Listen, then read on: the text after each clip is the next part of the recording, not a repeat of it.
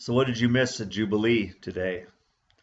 Well, it was a long weekend, so naturally you figure you've just missed a smattering of people who didn't have anywhere else to go.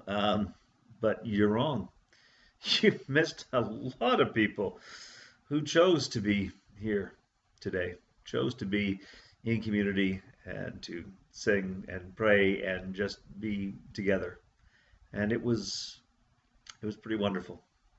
The music was good. The refreshments were great, and oh yeah, in between all of that, and with that, we worshipped.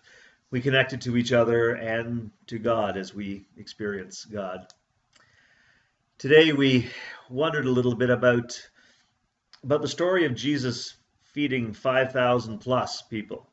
5,000 says men and women and children. So the story has it that a whole bunch of people were following Jesus. He was healing, he was preaching. He got out of a boat, went to a deserted area, and the disciples started to get nervous because they realized these people haven't eaten for a while. And they thought, Jesus, we should send them to villages nearby or something to get food. Otherwise, it's going to get difficult. And Jesus said, well, feed them. They don't have to leave. They looked around and, well, Jesus, we have 2 fish and 5 loaves of bread. I don't see how that's going to handle 5,000 people. And Jesus, I think, just sort of rolled his eyes a little bit at them and proceeded to show them how it was done.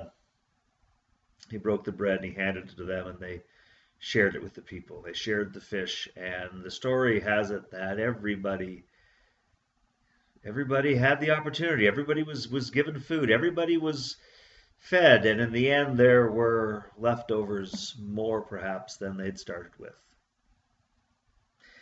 So we heard that story.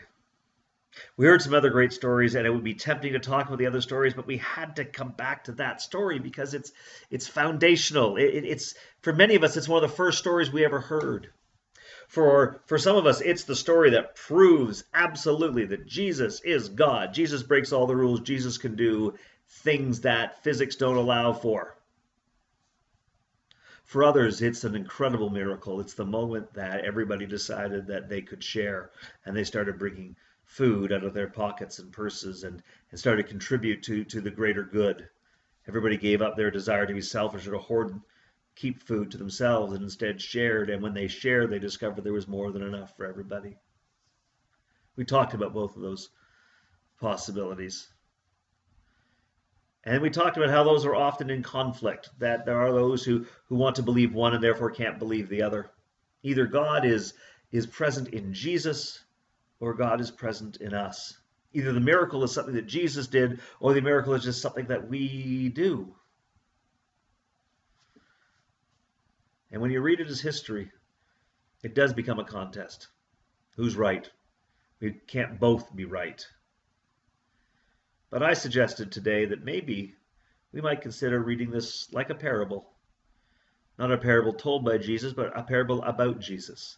A parable being a dynamic story that we bring ourselves to, that we hear differently every time we engage the story.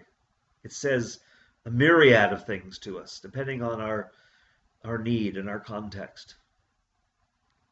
As a parable, it can speak to the abilities of people, of what we can do when we trust each other. As a parable, it can talk about God's concern for our needs and our hunger and God's desire to be present and the reality of God's presence. It can speak about how Jesus and faith in Jesus and drawing ourselves closer to Jesus can just break all of the rules and make the impossible possible. It can do that.